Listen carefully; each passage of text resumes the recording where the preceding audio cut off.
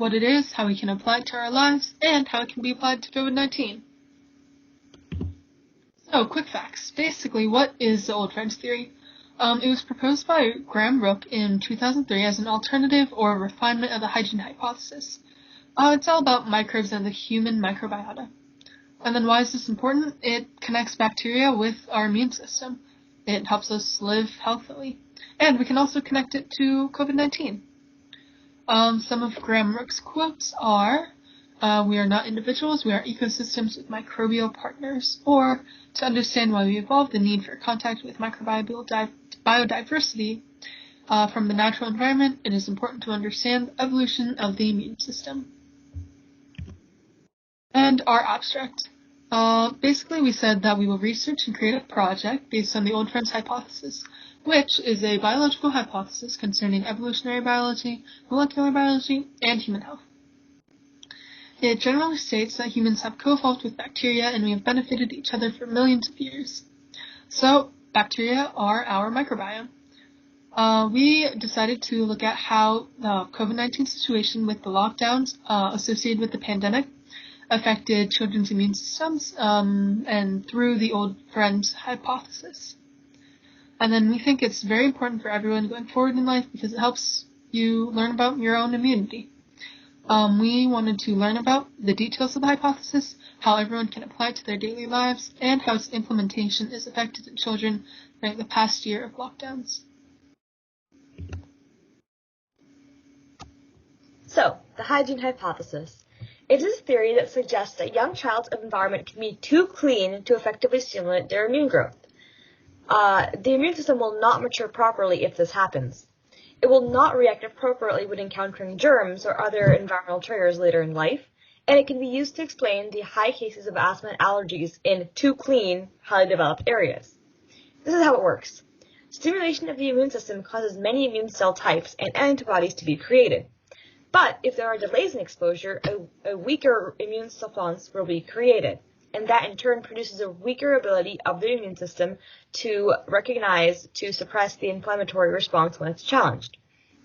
Researchers suggest that bacterial and parasitic organisms, when exposed to a maturing immune system, cause the continuing development to proceed normally. However, there are some shortcomings of this hypothesis. It's unable to explain several factors in the epidemiology of allergic disease. For example, why is allergic asthma on the rise in unhygienic cities in America? If those unhygienic cities are not clean, then how come asthma is still in those areas? And many other things like that. So, therefore, the hygiene hypothesis and particular microbial agents that may play a protective role in the prevention of allergic diseases should be reconsidered.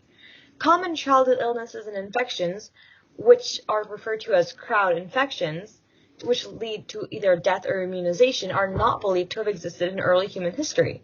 So, the hygiene hypothesis falls short in that aspect. Those infections begin to surface following the Neolithic agricultural revolution, consequent on the increased population size and density, which have nothing to do with evolution. The Old Friends hypothesis is currently considered to be the strongest hypothesis to explain the link between bacterial species and the immune system because it takes into account all of those factors. The Old Friends theory states that there are some microbes that are believed to have existed throughout history. There is evidence that they existed in hunter-gatherer times and have thus been present during the evolution of the human immune system. Those microbes evolved alongside our immune system, and they are known as Old Friends. They have been intricately involved with the human immune defense development, so the human and microbes depend on each other to function properly. So you might be wondering, microbes? And me? Yeah, all humans have a microbiome. This is the collection of all microbes, such as bacteria, fungi, viruses, and their genes, that naturally live on our bodies and inside of us. The microbes included in the Old Friends theory are ambient species that coexist in the environment with humans, species that inhabit the skin, gut, respiratory tract of humans, and organisms like helminths, which are parasitic worms, that reside in a chronic or carrier state in humans and can be tolerated by the immune system. Examples of these may be the mycobacteria that are present in soil, water, and food found in our surrounding environment, like our backyard. They are believed to be needed for the proper function of the human immune system, and so consistent exposure to these primarily through oral intake, is a must for immunologic maturity. So, the role of evolution in all of this. More than 90% of human evolution is believed to have taken place in isolated hunter-gatherer and farming communities in an environment of mud and rotting vegetation. Because of this, the evolution of the human immune system is dependent on the presence of certain microbial exposure and utilize these organisms to serve a purpose in the protective mechanisms. So, we have co-evolved with these microbes. We need them in our bodies to have a properly functioning immune system. So now we move on to the current importance, and that is COVID-19 and the pandemics as such. So if we move on to the next slide, we can see that as we previously mentioned, in order for an adaptive immunity to evolve properly, humans must be exposed to symbiotic microbes during childhood. And of course, these bacteria can be mainly transmitted to children by contact with others and exposure to the outdoors. Now, the pandemic has had a major impact on each of these methods of acquiring beneficial microbes. The connection draws attention to the possible consequences for a child's adaptive immunity. Furthermore, a lack of exposure to what we call old friends can raise the risk of serious COVID-19 symptoms. The old friends hypothesis goes on to why allergies and autoimmune diseases are more common and affluent in urbanized communities rather than low-income communities. So medical hygiene and sanitation advancements have reduced exposure to these old friends.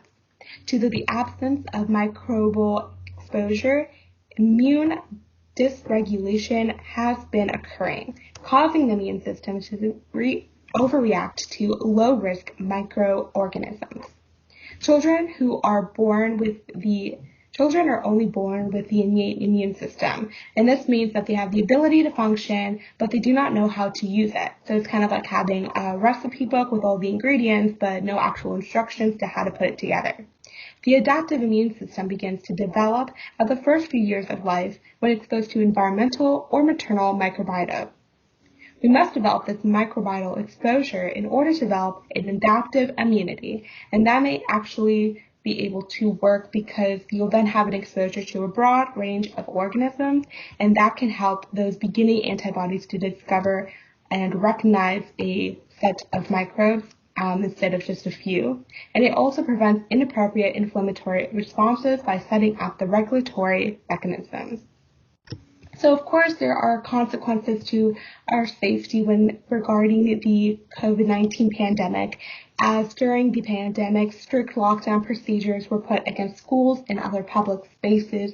And of course, those safety measures could have easily impacted a child's immune system significantly in cases of high bacteria, and of course those places that might have high levels of old friends could have been avoided in an attempt to protect them from the new pathogen of COVID-19. The result is a higher risk for allergies, autoimmune diseases, IBDs, and also neurological disorders. Additionally, the basis of spending time outside within parks and nature would increase the chances of exposure to old friends, restoring the lacking contact that children have with their peers, but that, of course, has been regulated as well due to these lockdowns. Now, if a child's immune system has not been developed properly into its adaptive stage, it may even face a deadlier risk, and that would be the inability to fight our dangerous pathogen like SARS-CoV-19. Now, this leads to the ideology that it is possible to be too clean.